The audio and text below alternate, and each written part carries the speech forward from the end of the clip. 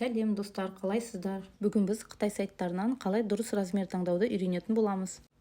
Мынау бізде Pinduoduo сайты, жалпы Taobao'да, 1688-де осы 3 сайтта да размер таңдау әдістері бірдей. Қазір мына женский көк көйлектің размерін қараймыз. Әрі қарай мына қызыл төлем батырмасын басамыз.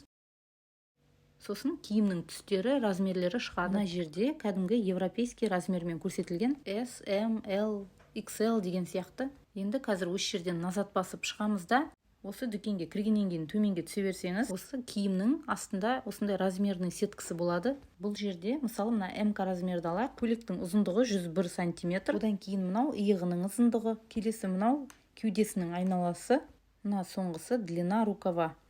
Сіз өзіңіздің өлшем бірліктеріңізді сантиметровый лентамен өлшеп, осы размерный сеткадан размеріңізді қарап таңдап алсаңыз болады. Қазір келесі тағы басқа киімді қараймыз. Мына мужской шалбарға кірейік. Әрі қарай мына төлем батырмасын басып, размерлерін қараймыз. Мына жерде қарап отырсаңыз, кәдімгі 28, 29, 30, 32, 34 деген кәдімгі шалбарлардың размерлері. Қарасаңыз, осындай әр размердің қапталында осындай дзин деген иероглиф бар. Мысалы, мына 28 размерде 90-100 дзин деп тұр. Бұл біздің өлшеммен есептегенде, бұл санның жартысы 45 пен 50 килограмм адамдарға арналған деген ғой. Бірақ біз қазір дұрыс өлшем бірлігімізді есептеп шығару үшін Google Chromeға дзин в килограмм деп жазамыз. Сонда бізге осындай калькуляторын шығарып береді. Осыған әркім өзінің салмағын жазады. Мысалы, менің күйеуімнің салмағы 80 килограмм деп жазам. Сосын мына посчитать дегенді басамыз, сонда бізге неше дзин екенін шығарып береді. Жаңағы Pinduoduo'ға кіреміз де қараймыз размерімізді. Мына жерде 34-те де бар 160, 36-да да бар 160. 34-ші размер ол салмағы 75 пен 80 килограмм аралығындағы адамдарға арналған. Ал 36-ші размерде салмағы 80 мен 85 килограмм аралығындағы адамдарға арналған. Менің жолдасым 36-ші размер киеді. Сіз де өзіңіздің размеріңізді осылай есептеп білсеңіз болады. Қазір назад басып, басқа киімдердің размерлерін қараймыз. Қазір мына футболкаға да кіріп көрейік. Мына төлем батырмасын басамыз, размерлері шығады. Мына жерде өзіңізге бірінші керек түсін таңдайсыңыз, үстінен басып, сосын размер таңдаймыз. Мына жерде де дзинмен берілген. Жаңағыдай Google-ға кіреміз де, әркім өзінің салмағын жазып, неше дзинге тең екенін осы жерден есептеп шығарады. Мысалы, менің салмағым 55 килограмм, менде 110 дзинге тең. Қайттан Pinduoduo'ға кіреміз. Мына жерден қараймын 110-ды. Сонда маған МК размер болады екен. Мынау негізі мужской футболка, қазір женский футболкадан да қарайық. Мысалы, мына женский футболканың размерін қарайық. Төлем батырмасын басамыз, размер шықты. Жаңағыдай дзин в килограммах деп Google-ға жазып, өз салмағыңызды есептеп біліп алсаңыз болады. Енді менікі мына женский футболкадан менікі 110, мына L размерге тең болады.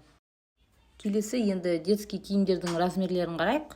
Мына детский шорты футболкаға кіріп көрейік. Мына жерде мына біріншісі 90, 110, 130, 140 деп тұрған, ол мына киімнің размері. Ал мына оның қасындағы 85-95 см, 105-110 см дегеніміз ол баланың бойының ұзындығы. Бірінші балаңыздың бойын сантиметровый лентамен өлшеп, сосын осы жерден қай размерге тең екенін білсеңіз болады. Қазір осы жерден назад басамыз. Сосын мына дүкенде төменге түсе берсеңіз, осындай размерный сеткасы болады. Осы жерде осы киімнің ұзындығы, шортыйдың ұзындығы, белінің айналасы, неше сантиметр екені жазылған. Осы жерден қарап, өз балаңыздың өлшемі қай размерге тең екенін білуге болады. Мына бетін түсінбесеңіз, скрин жасап, Google переводчикпен аударып қарасаңыз болады. Келесі енді аяқ киімнің размерін қараймыз. Мысалы, мына розовый лоферінің размерін қарайық. Бұл жерде де жаңағыдай дүкеннің ең астында размерный сетка болады. Әр дүкенде осындай өзінің размерный сеткасы болады. Pinduoduo сайтында кейбір аяқ киімдер большой мерка, мала мерка болуы мүмкін. Сол себепті бірінші аяғымызды, табанымызды сантиметровый лентамен өлшейміз. Мысалы, мен өзімдікін өлшедім. Менікі 23-те 5 сантиметр. Мына жерде миллиметрмен көрсетілген. Менікі 23-те 5 болса, онда мына 235 миллиметр деген болады. Сонда менің аяғым 37-ші размерге тең. Енді қазір детский аяқ киімнің размерін қараймыз. Баланың аяқ киімі де дәл солай баланың табанын сантиметровый лентамен өлчеп аласыз да, сосын қай размерге тең екенін қарайсыз. Мына 21, 23, 25 деген баланың размері. Ал мына қасындағы 14 сантиметр, 14-5 сантиметр деген ол баланың табанының ұзындығы. Баланың табанын осылай сантиметровый лентамен бірінші өлчеп аласыз, сосын мына қай размерге тең екенін білуге болады. Бұл жерден де назад басып шығып кетеміз. Қазір тағы да бір детский киімді қараймыз. Мысалы, мына детский киімді қараймыз қазір. Бұл жерде тек размерлері тұр екен, 90, 100, 110, 120 деп. Бұл да негізі жобамен баланың ұзындығы, бойының. Бірақ жаңағыдай дүкеннің ең астында товардың размерный сеткасы болады, міне осындай. Баланың бойының ұзындығын, қолының ұзындығын өлшеп, осы размерный сеткадан қараған дұрыс болады. Бұл жерде киімнің ұзындығы, иығының ұзындығы, шалбарының белі неше сантиметр екенін жазылған. Осы размерный сеткаға қарап білеміз. Келесі детский носкидің размерін қараймыз.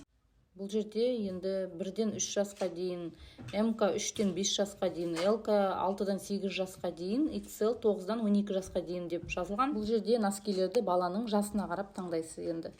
Енді мына мужской аяқ киімнің размерін қараймыз. Бұл жерде де дәл солай 39, 40, 41 размерлері берілген. Бірақ жаңағыдай дүкеннің ең астында размерный сетка болады. Сол размерный сеткадан қарап, аяғыңыздың табанын өлшеп, неше сантиметрге тең екенін қарап, сосын мына размерный сеткадан қарайсыз, қай размерге тең екенін. Мысалы, сіздің табаныңыздың ұзындығы 25 сантиметр болса, ол 250 миллиметр деген. Сонда 25 сантиметр болса, ол 40 размерге тең болады. Аяқ киімнің размері сізге түсінікті болды деп ойлаймын.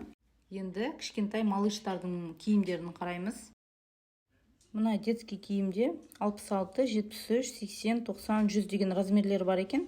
Мына қасындағы 0-3, 4-9 деген ол баланың айы, яғни баланың жасы. Мысалы 0-ден 3 айға дейін болса, 66 размерді аласыз. Видео ұнаса лайк басып, менің осы YouTube каналыма тіркеліп кетуді ұмытпаңыздар. Менің осы каналыма өтсеңіз, Pinduoduo'ның толық тегін сабағы бар, 1 сағаттық басынан аяғына дейін, ішінде бәрі бар, фишкалары, қалай регистрация жасауы, өтіп қарасаңыз болады. Pinduoduo'ның толық тегін видео сабағының ссылкасын осы видеоның астына жазып кетемін.